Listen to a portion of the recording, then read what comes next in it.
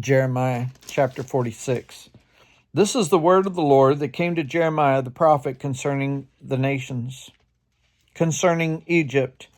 This is the message against the army of Pharaoh Necho, king of Egypt, which was defeated at Carchemish in the Euphrates River by Nebuchadnezzar, king of Babylon, in the 4th year of Jehoiakim, son of Josiah, king of Judah. Prepare your shields, both large and small, to march out for battle. Harness the horses, mount the steeds, take your possessions with helmets on, polish your spears, put on your armor. What do I see? They are terrified, they are retreating, their warriors are defeated. They flee in haste without looking back. There is terror on every side, declares the Lord. The swift cannot flee, nor the strong escape. In the north, by the river Euphrates, they stumble and fall.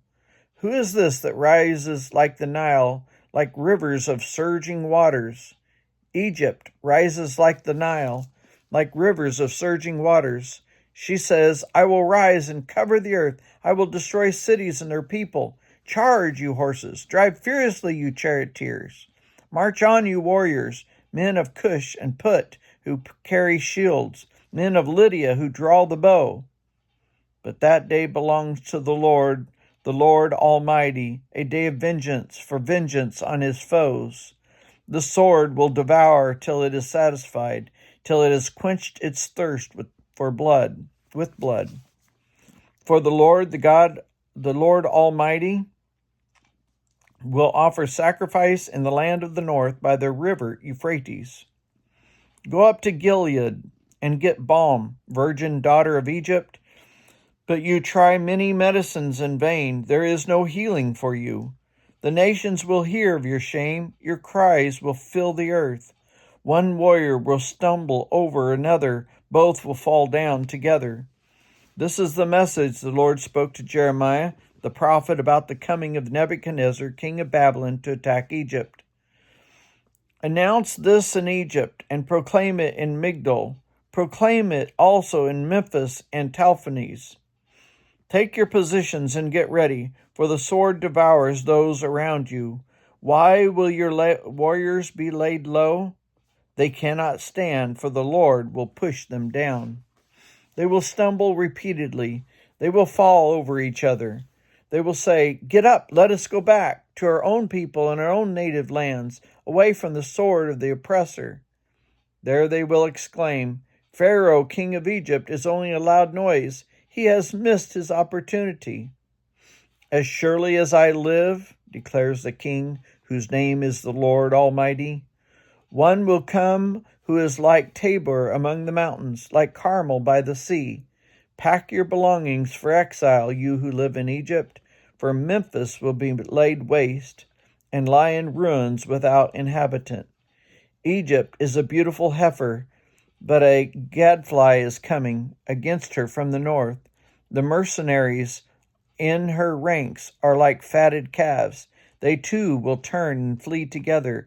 They will not stand their ground, for the day of disaster is coming upon them, a time for them to be punished.